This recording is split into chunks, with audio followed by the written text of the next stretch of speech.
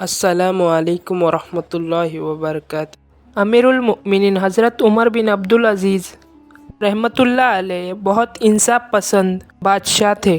ایک دن وہ اپنے بستر پر لیٹے ہی تھے کہ ان کا 17 سالہ بیٹا عبدالملک کمرے میں داخل ہوا۔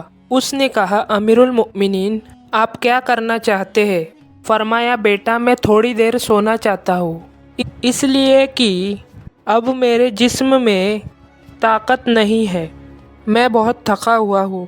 بیٹے نے کہا، امیرالمؤمنین کیا آپ مظلوم لوگوں کی فریاد سنے بغیر ہی سونا چاہتے ہیں؟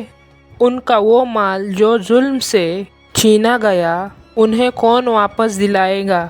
حضرت عمر بن عبدالعزیز رحمۃ اللہ نے فرمایا، بیٹا چونکہ میں تمہارے چچا خلیفہ سلیمان کی وفات کی وجہ سے گزرتا ساری رات جاگتا رہا، تھوڑا آرام کرنے کے بعد ظہر کی نماز ادا کروں گا اور یقیناً مظلوم کی فریاد رسی ہوگی۔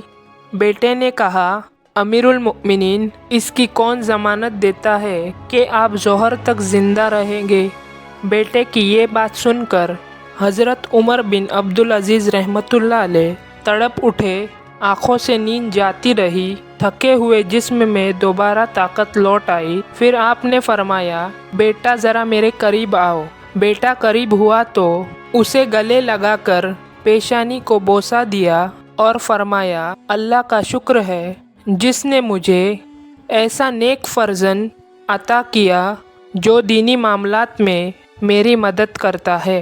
پھر آپ اٹھے اور حکم دیا کہ یہ اعلان کر دیا جائے کہ جس پر کوئی ظلم ہوا ہے وہ اپنا مقدمہ خلیفہ کے سامنے اسی وقت پیش کرے۔ چنانچہ مقدمے پیش کیے گئے اور آپ نے انصاف کے مطابق فیصلہ کیا۔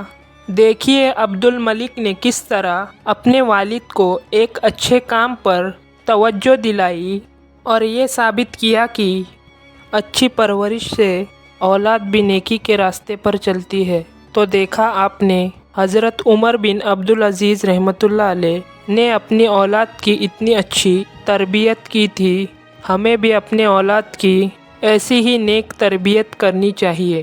دوسرا سبق یہ ملا کہ گیا وقت پھر ہاتھ نہیں آتا، اس لیے اچھے کاموں میں کبھی دیر نہیں کرنی چاہیے۔ ویڈیو پسند آئی تو لائک کریں اور چینل کو سبسکرائب کریں۔